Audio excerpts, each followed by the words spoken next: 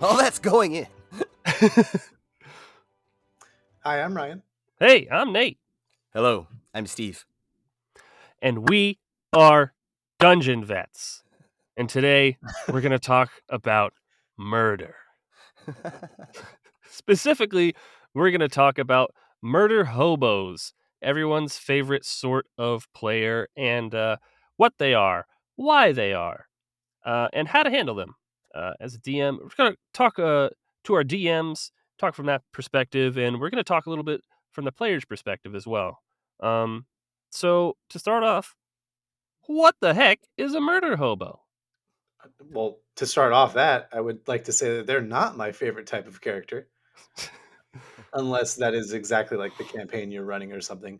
But I think a murder hobo is some sort of violent, well, a player character who is too violent too often to the wrong people. Is I think is an easy way of putting it. That's a very succinct, very precise way, I would say. Yes, violence is the first and often only option to just try and achieve anything, even small stuff. Yeah, and that can be very frustrating both as a DM. You have a player who comes around killing all of your NPCs. Anytime there's a shopkeeper, they want to rob them and murder and steal. And it can be frustrating as a fellow player as well if you're, Oh yeah, trying to like, hey, I want to talk to this person, not try to kill them.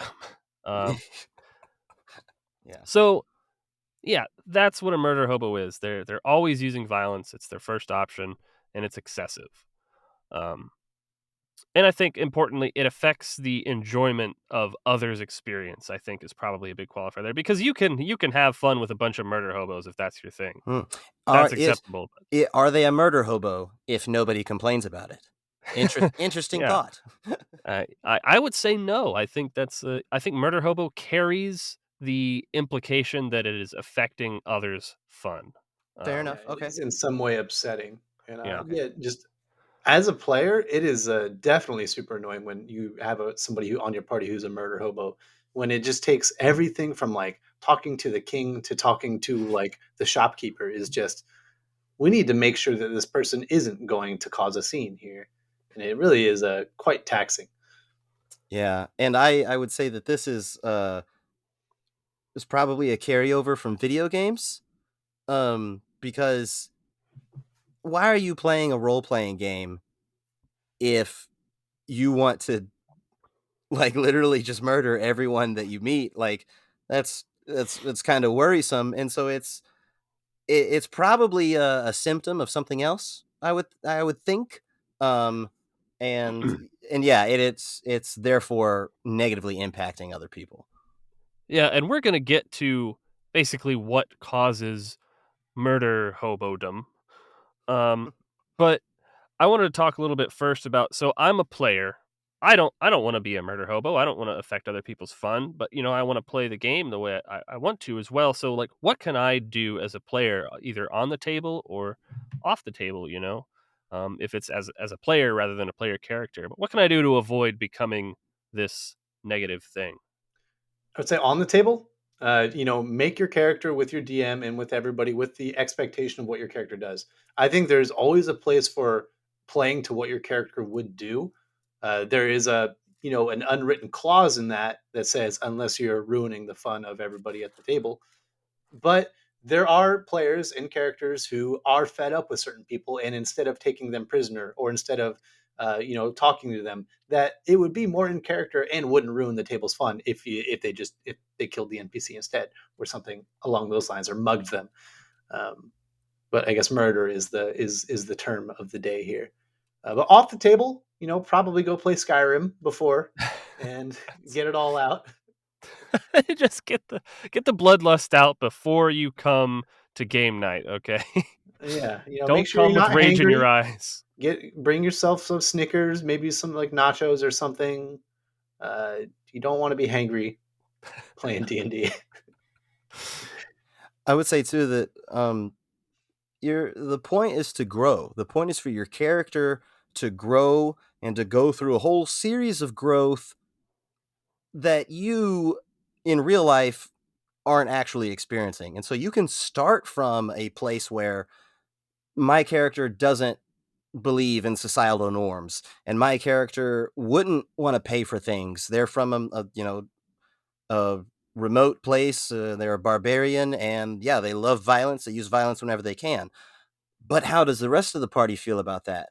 The rest of the party can influence them, and then that character, that barbarian, violent person from the mountains, can change over time and can find new ways. But you could still have that in the back of your character's personality that, in certain contexts, no, I'm not paying for this, or whatever. You can have a little bit of fun with it, but I think that like the the ability for your character to change over time is necessary for you to have a good fun time over time in an RPG, which means growing out of murder hobodom. God, we got to come up with a good word for that because that's a mouthful. Murder hobosity, murder murder hobism. Um, yeah, I agree. There's a place for violence in all our hearts, but on the table mainly, um, it's almost you could say it's an inherently violent game. Violence is part of these tabletop role playing games, generally speaking. And there's a lot Oh of yeah, combat and things like D&D that. is a combat oriented game. Yeah, Roll initiative. and pretty much all of them are, or maybe not all of them. Most of the tabletop role playing games out there that we're talking about kind of follow that. Lots of violence, but it's about walking the line. It's about knowing how much is too much, and that might be something that you need to figure out for yourself. But also, if you're that player who's frustrated with someone else, I do also encourage you to approach them, outside of the game and be like, "Hey, this might be a little much. Could you tone it down a little bit, please?" Or like, this is kind of affecting the rest of us. We'd really appreciate it if you could, you know, tone it down a little bit, so on and so forth. Yeah. Yeah, I think, it's one of those things, D&D is not like pizza. Bad D&D is worse than no D&D in many cases. yeah, And so when you're bringing this up to somebody, bring it up from a place of maturity and from the heart, and be like, "Hey, very concise with expectations. What you're doing is disruptive to everything else, and we still want to play with you. We still want to make this work and everything, but can you change some of these things to bring it more in line with the way everybody else is having fun at the table?" And that you don't have to be the DM to have that talk. no, Yeah. And you and can it's still totally tie it into the characters and the game. I instead absolutely of instead of me going to Ryan and being like, "Hey Ryan, can you tone it down a little bit?" I can go to No. Ryan and say, "Hey Ryan, my character would like to like my character's a cleric. My character wants to bring you to God and show you the light and tone your character down a little bit." And it's the same effect on the game. Yeah, I yeah. can see that could be a fun way of to a party dynamic growing as a result of that conversation happening. Mhm. And a lot of times a player may not realize that they're affecting others negatively like that.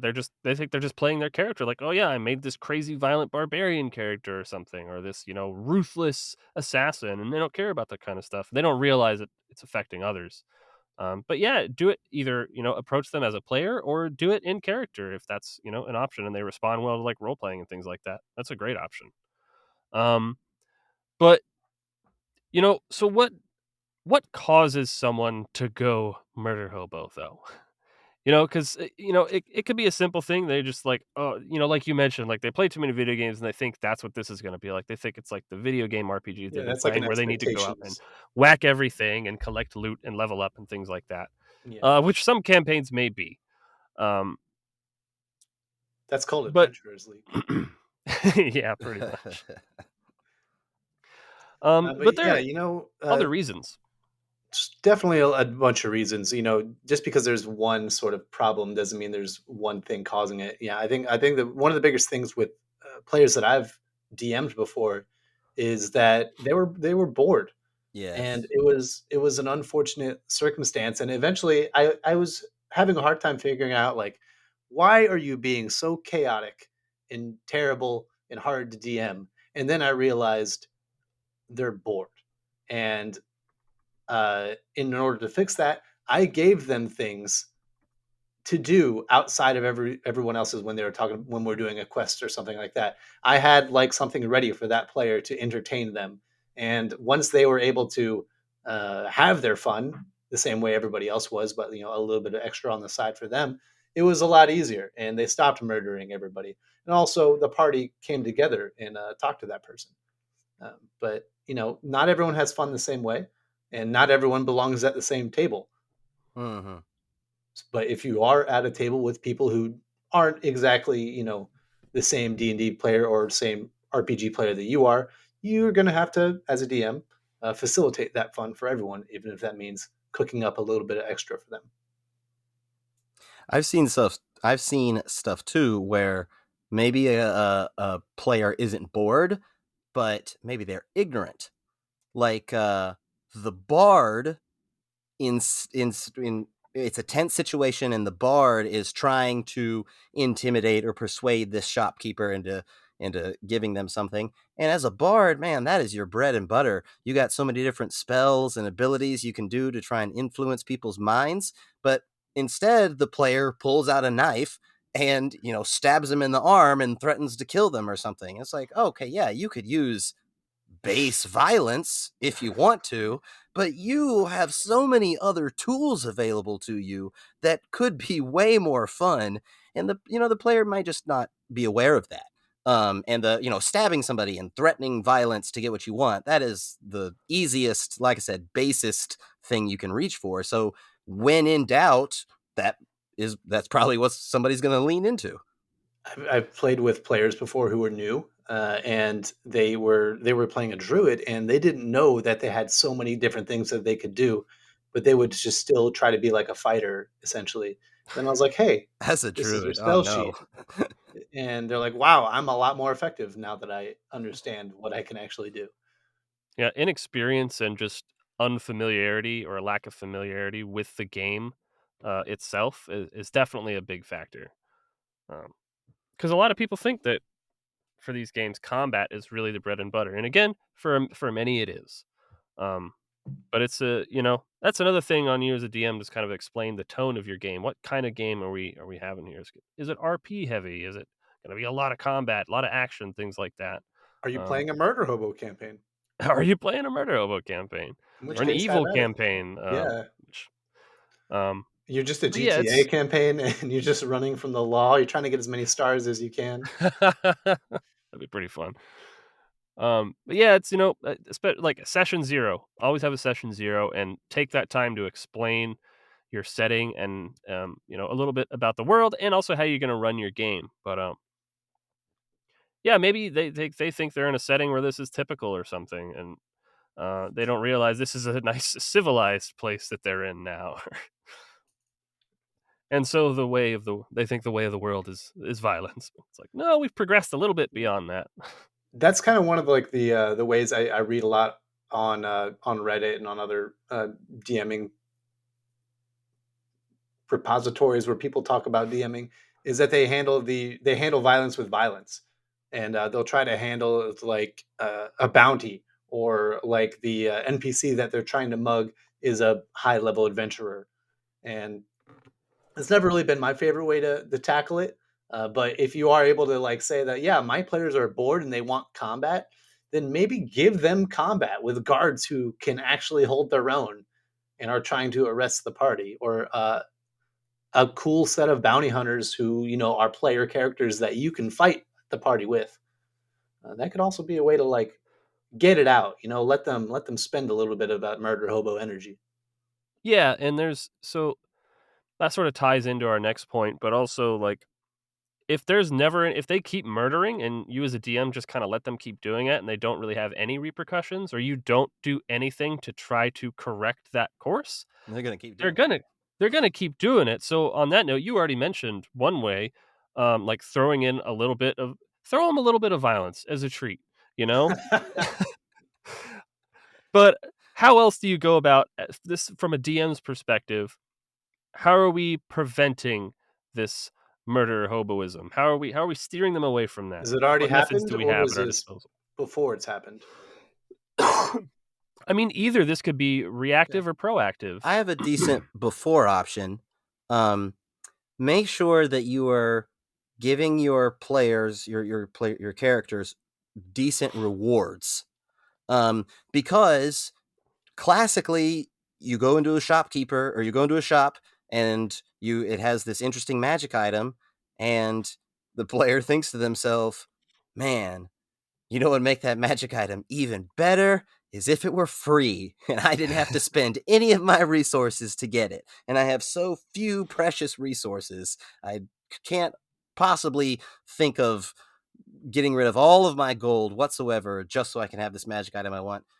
And so like if they feel strained on their rewards and their cool things, they may feel compelled to try and get more without losing anything that they already have. And so Poor characters are violent characters. oh no, I didn't just say that. Oh, that wasn't my point. Oh man, Oh damn. I think No, that's a you make great a point. great point though. That really is like a consideration to make. It's like, well, I see all this cool stuff, but I don't get enough money to afford it. So what else am I supposed to do?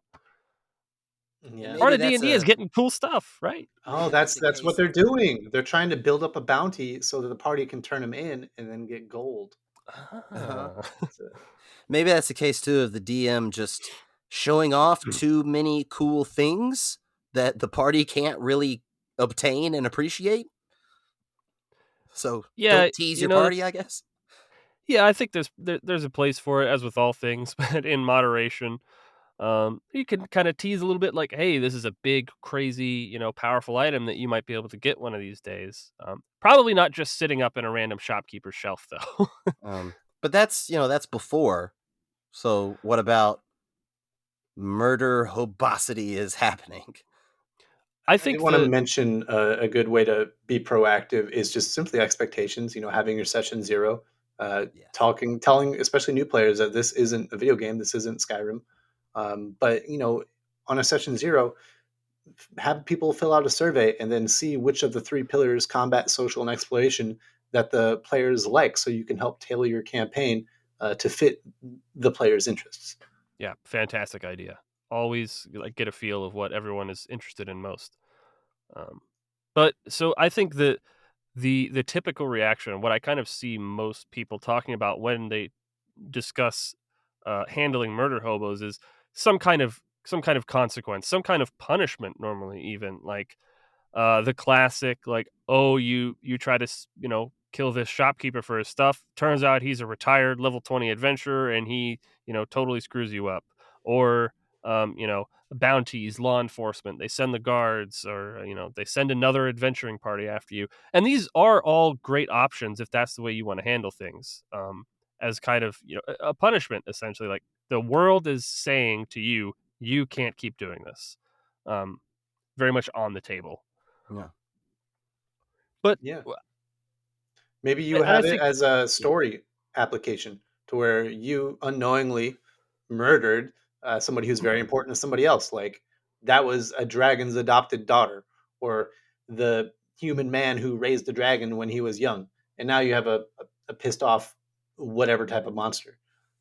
And then that becomes an aspect of the campaign. You know, maybe this monster starts messing up with the village that you're in, and now you have to go and stop it. But it's actually your fault that it happened in the first place. there are ways to, I think, embrace the murder hobos. Like, if you've kinda maybe you've tried a few things, or it just seems like they're really enjoying this, or even just if you wanna use this, like, narratively.